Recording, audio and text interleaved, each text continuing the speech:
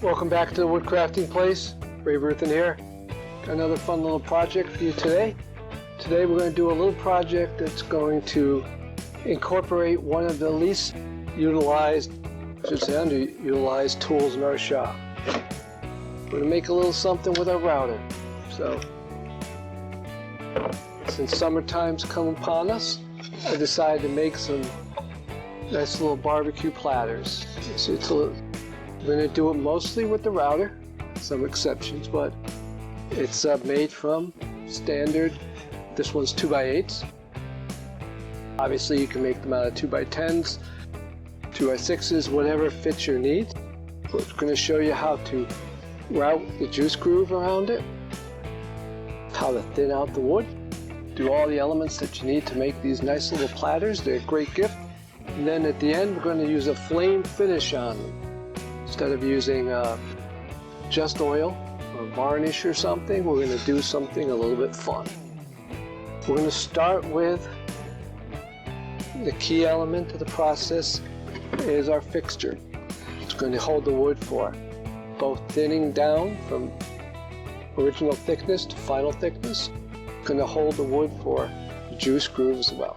So it's a multi-process fixture. I put a little energy into this particular one because I'll probably use it for some production runs for platters that I've made for local restaurants.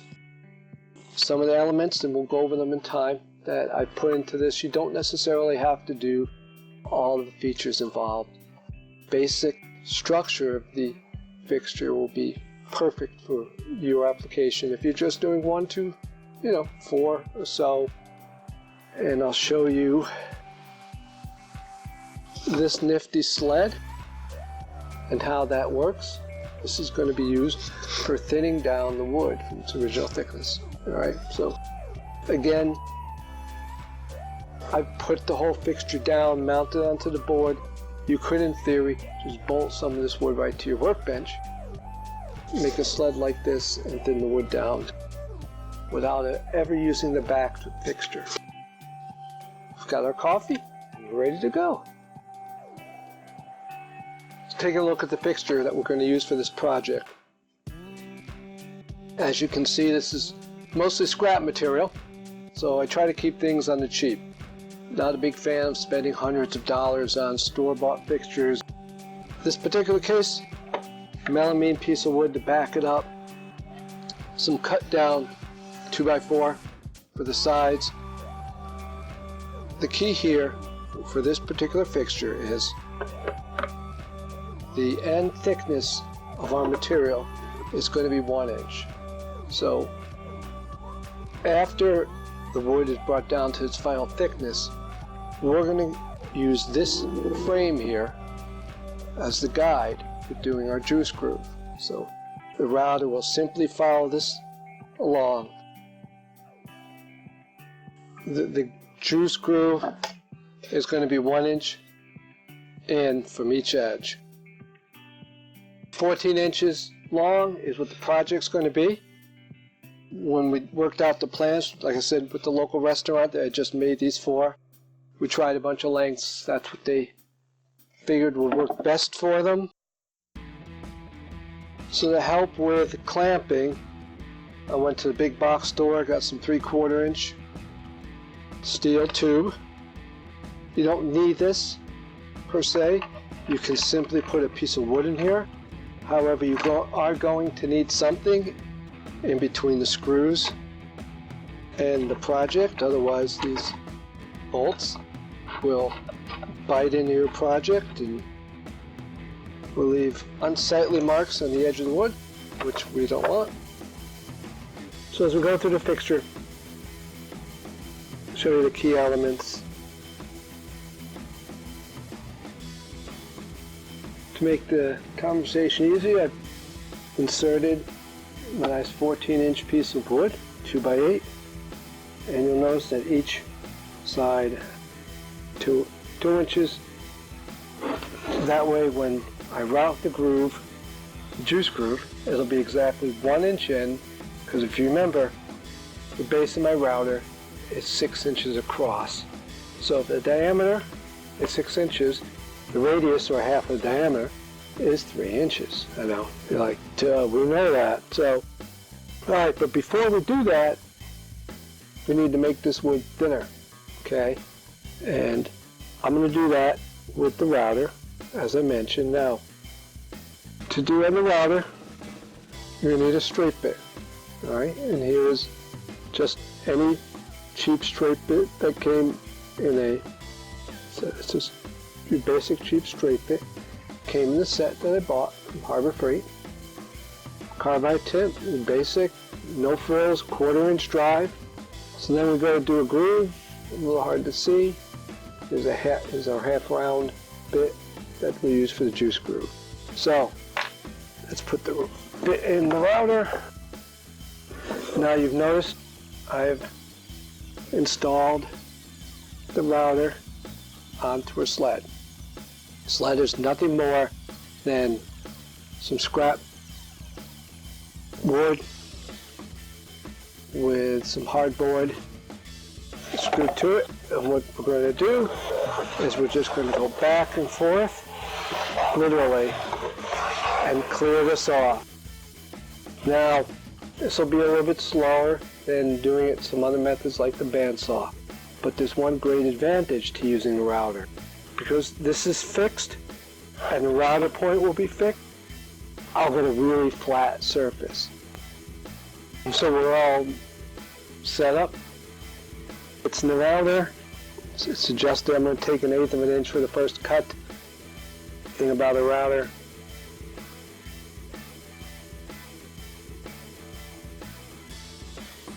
router bit spins, as you'll see, in this direction. So the blade is going this way.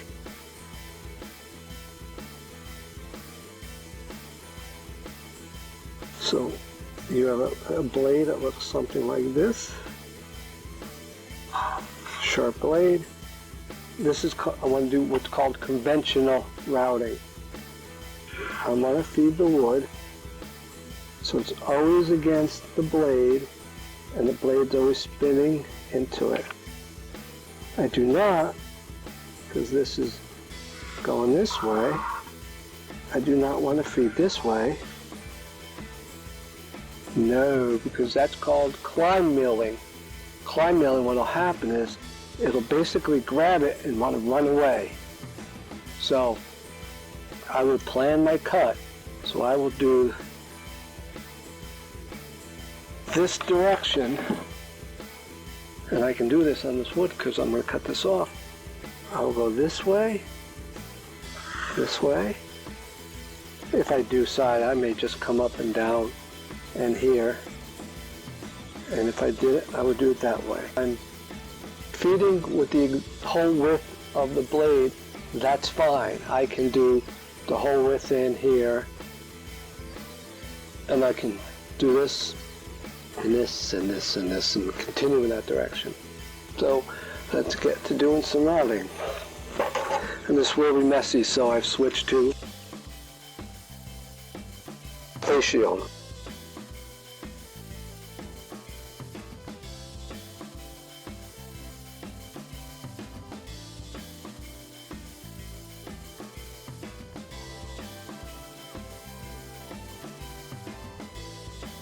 So that's first pass. Not bad. I'm pretty happy. It few little router marks there. Those will sand right out with the belt sander. I did 1/8 of an inch first pass. So yeah, I think I'll take it up to 1/4 inch for the second pass. And we're gonna get it down to 1 inch.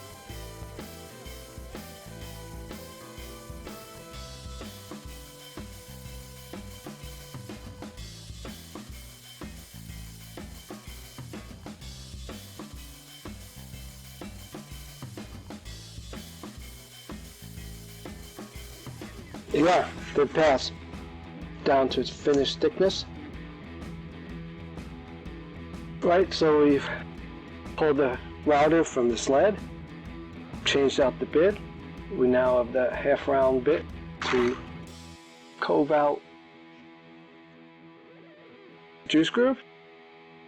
I'm going to take 2 passes in the juice groove. I'm just better safe than sorry. One nice little gentle guiding groove so that when I come back with a full groove, it doesn't do any walking on me. So now the key is literally just to make sure that this base is always up against here. So I will here, here, just like that. I will start it up in the air and I will lower it down gently so that way it bites in. And I'll just go zip, zip, zip, zip, zip. Lower it with final depth. Zip, zip, zip, zip, zip. And there you have it.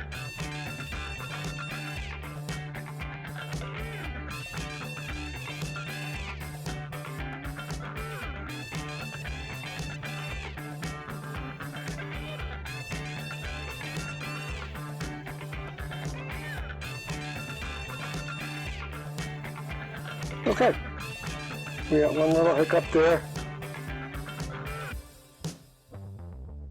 All of it's good.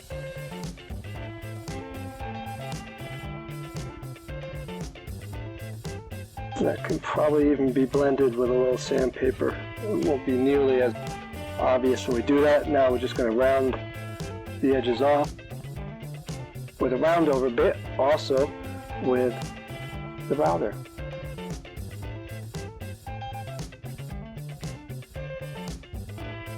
Alright, we're going to break the edges. We're going to use a round over bit, just like you see here. And you notice the difference between the 2 bits. This has a bearing on the end. That will guide itself right along the edges of the board versus a free flowing bit like this, which will go wherever the router goes. So we'll knock that out. We'll knock that out quickly. Sorry about that.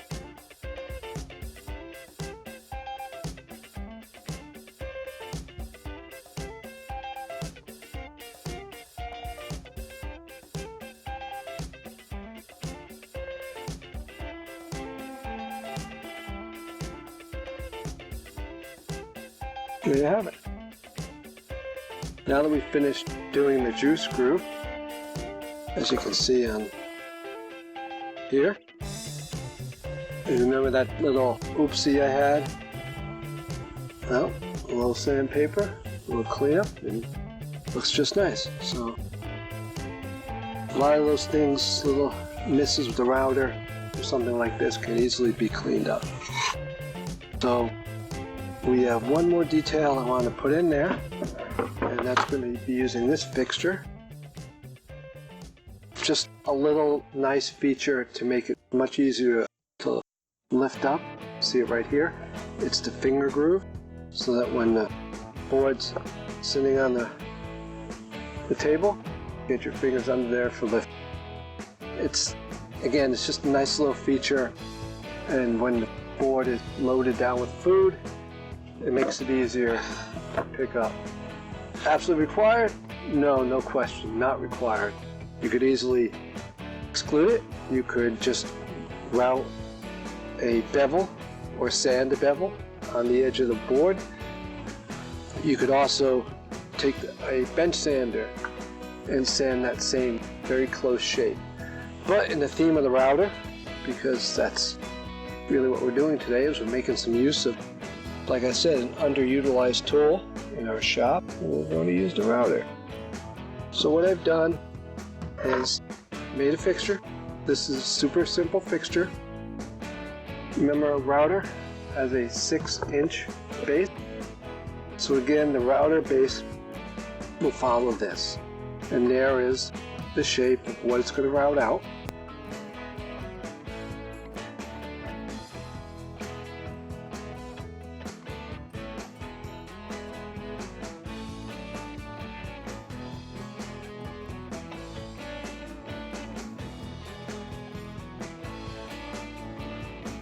And there you have it. Finger groove.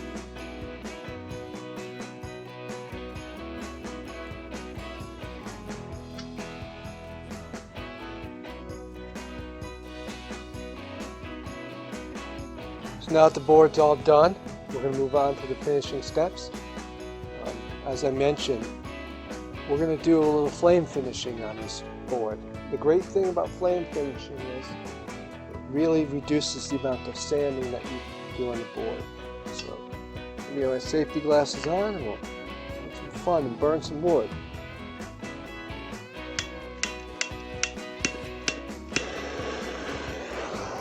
Obviously, I put it on something non-flammable.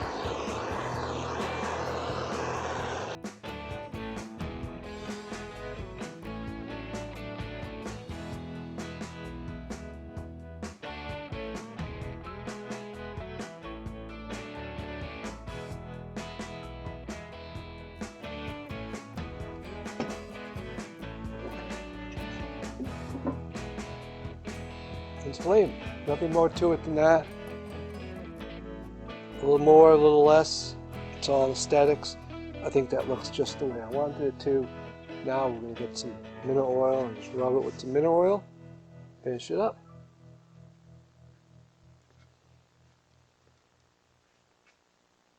Okay, so just going to rub it with some quick cutting board oil. This is not recommended any more than any other mineral oil. Just so happens it's really easy to get at the big box store. So if we're doing a small project, it's nothing more than rubbing a bunch in so it gets a good coating.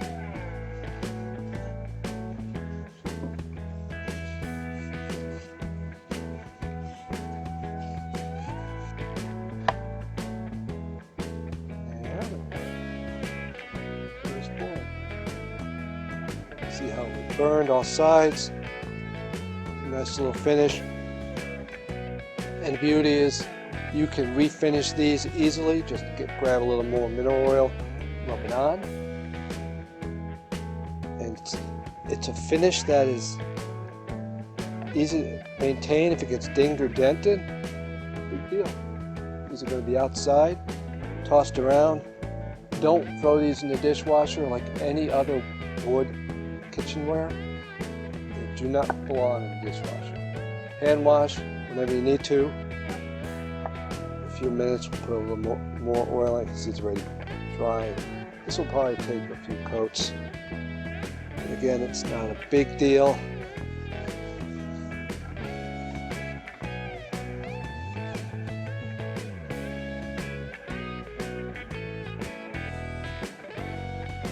So that's it. Project's done.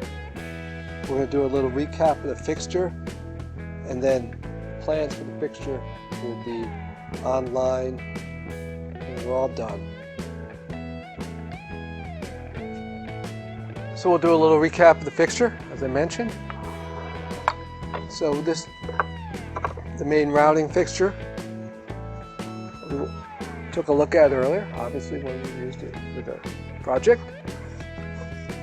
Made mostly of scrap wood, plywood for some 2-inch spacers, and I made the metal clamps out of steel tubing. I think I would change that arrangement if I made another one to using plywood spacers, 2-inch spacers on all 4 sides.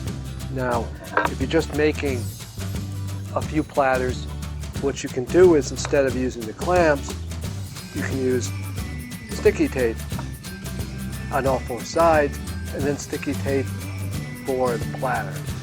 That will hold it more still enough for your routing, and with the 2-inch, if you keep this nice and tight and everything precise, this thing won't go anywhere and you'll get a perfectly acceptable result. Just a note, if you can use sticky tape, drill yourself a hole in the center or a couple smaller holes in the bottom. What those will do is they'll give you access so you can actually pop the board off the fixture. The sticky tape can sometimes grab very well. You'll be surprised just how strong of a hold it gets. But you'll need that kind of access to avoid having to pry it off of the corner. So,